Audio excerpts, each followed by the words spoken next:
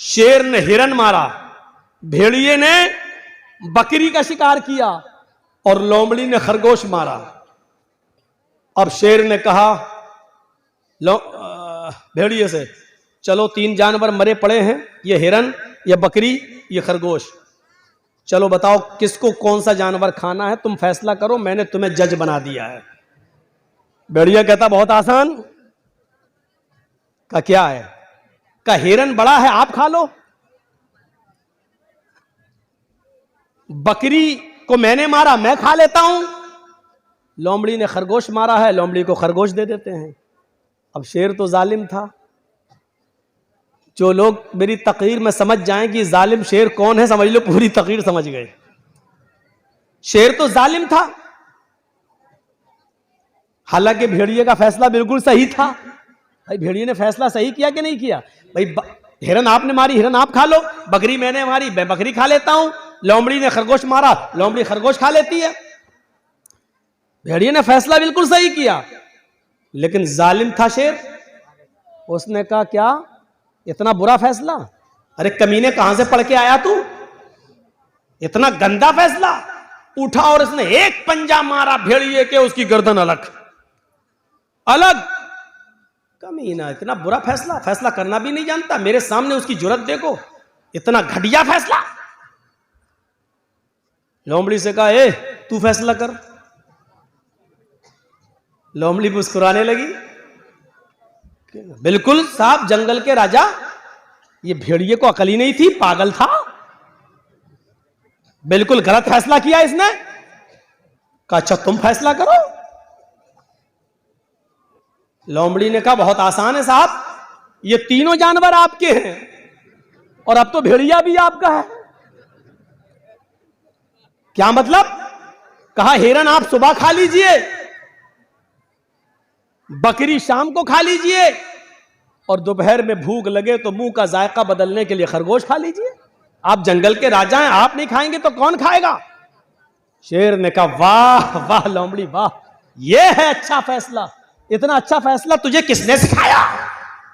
लोमड़ी ने कहा इसी भेड़िए की कटी हुई गर्दन ने। हजरत इसी भेड़िए से सीखा है मैंने ये फैसला। अगर मैं आज ये फैसला ना करती तो मेरा भी यही हाल होता। मैंने उत्तर प्रदेश में यही बात कह दी। मैंने कहा जालिम बादशाह से बचने के लिए भेड़िया मत बनो, सही फैसला करने की कोशिश मत करो, वरना हक बात कहने पर भी मारे जाओगे। अक्लमंदी यह है कि लोमड़ी ने फैसला गलत किया जरूर था, लेकिन अक्लमंदी यह थी कि उसने अपने आप को बचा लिया। हमने कहा लोमड़ी बन जाओ, अपने आप को बचा लो, वरना शेर ऐसा झपट्टा मारेगा कि भेड़िए की तरह पड़े रहोगे, यहीं गर्दन पड़ी रहेगी तुम्हारी। इतना मैंने कहा, उत्तर प्रदेश के लोगों की भी अकल में आ गई, बात सही कह रहे हैं मौलाना साहब।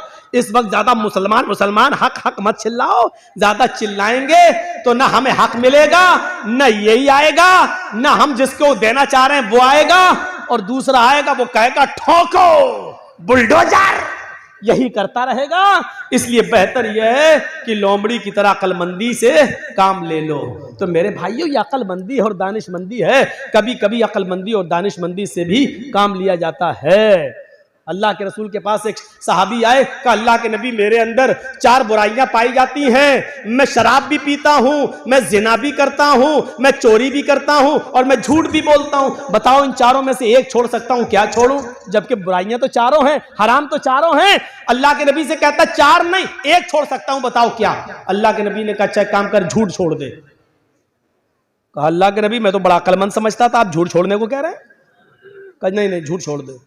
अब वो शराब पीने के लिए गया तो सोचने लगा अल्लाह अगर शराब पीऊंगा, अल्लाह के नबी ने कल पूछ लिया कि शराब पीती कि नहीं पीती और मैंने कह दिया हाँ पी थी, तब तो मेरी कोड़े मारे जाएंगे, क्योंकि हम खुद कबूल कर रहे हैं। और अगर कह दिया कि नहीं तो ये झूठ होगा, और मैंने वादा किया कि झूठ नहीं बोलूंगा, शराब छोड़ दी। अब जिना करने गया तो कहने लगा अल्लाह के रसूल ने अगर पूछ लिया कल जिना किया था कि नहीं, और मैंने कह दिया हाँ किया था, तब तो पत्थरों से मार मार के हमें खत्म कर दिया जाएगा। और अगर कह दिया नहीं तो झूठ होगा, और मैंने अल्लाह की कसम खा के वादा किया कि झूठ नहीं बोलूंगा, चलो जिना भी नहीं करता हूं। अब चोरी करने गया, कहने लगा अगर अल्लाह के रसूल ने पूछ लिया कल सुबह चोरी की थी कि नहीं, मैंने कह दिया हाँ तो हाथ काटा जाएगा, और अगर कह दिया नहीं तो झूठ होगा, नहीं मैं चोरी भी नहीं करूंगा। सुबह होकर अल्लाह के नबी के पास आया, कहता कि मैं तो समझता था कि आपने बड़ा वैसा फैसला, आपने तो बड़ी अक्लमंदी से कहा झूठ छोड़ दो, मान गया आप बड़े अक्लमंद हैं। आपने कहा क्यों, क्या हुआ? कि चारों बुराइयां छूट गई। अल्लाह के नबी ने फरमाया मैं जानता था कि झूठ तमाम बुराइयों की जड़ है। तो हिकमत से भी काम लो। अगर किसी आदमी से सारी बुराइयां नहीं छूट रही हैं तो उसको कहो कि ये छोड़ दो यार, ये छोड़ दो। हिकमत भी जरूरी है, हिकमत भी। अल्लाह के रसूल ने दूरंदेशी से काम लिया, अक्लमंदी से काम लिया। हमें भी हर वक्त अक्लमंदी से काम लेने की जरूरत है, अक्लमंदी से काम लेने की जरूरत है। आज हमारी यही सूरत हाल हो चुकी है मेरे भाइयों कि हम अपनी परेशानियों से इतना परेशान नहीं है जितना हम दूसरे के सुख से परेशान हैं। हमारी हालत यह हो चुकी है। कुत्ता देखा है? कुत्ता देखा क्या मौलाना साहब? हमारा तो उठना बैठना ही उन्हीं में है। कुत्ते ने देखा एक छुरी पड़ी हुई है और उस छुरी पे खून लगा हुआ है बकरी का ताजा ताजा, और छुरी ऐसे जमीन पर खड़ी है। अब कुत्ते को तो चाटने की आदत होती है। उसने कहा इस पे बकरी का खून लगा है, खून को चाटने के लिए उसने अपनी जबान चलाई। जैसे ही चलाई छुरी पर, उसकी जबान कट गई। बकरी का खून तो चाट गया, लेकिन उसकी जबान कट के उसका खून उस पर लग गया। अब कुत्ता क्या समझ रहा है ना, अभी खून बाकी है। उसने फिर दोबारा जबान से चाटा, फिर दूसरी जगह से कट गई। उसने कहा अरे अभी भी बाकी है, फिर चाटा, फिर कट गई। वो उस वक्त तक चाटता रहा कि उसकी जबान कट के गिर गई, और फिर वो खुद हलाक हो गया, मर गया। यही हालत हमारी है। मिसाल सख्त जरूर है, लेकिन सच्ची मिसाल है। हम दूसरे को बर्बाद करने के लिए यही अपने आप को बर्बाद कर लेते हैं। जैसे कुत्ता बकरी के खून को चाटने के लिए अपना ही खून चाटते चाटते अपनी जबान काट बैठा, यही हाल हमारा है। आज जुमे के खुतबे में मैंने सुनाया था ना कि वो दो सहाबी थे, जिन लोगों ने ना सुना हो सुनो, जिनके कपड़े की दुकानें पास पास थीं। एक आदमी, एक सहाबी का कपड़ा बिक गया, दूसरा कस्टमर आया, दूसरा भी बिक गया, तीसरा कस्टमर आया, उसी दुकान पर तीसरा भी कपड़े के थान ले गया, चौथा आया, उसने चौथा भी उसी को दे दिया उसी दुकान ने।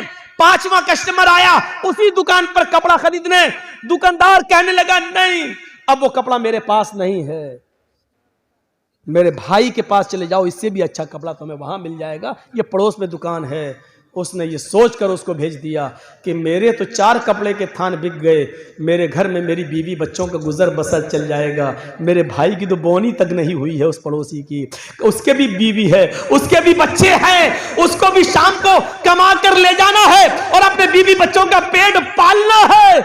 उसने ये सोचकर अब हमारे पास कपड़ा नहीं है कह दिया, ताकि मेरे भाई की भी कुछ बोनी हो जाए, उसको भी इतना कपड़ा उसका भी बिक जाए कि उसके घर में चूल्हा जल जाए।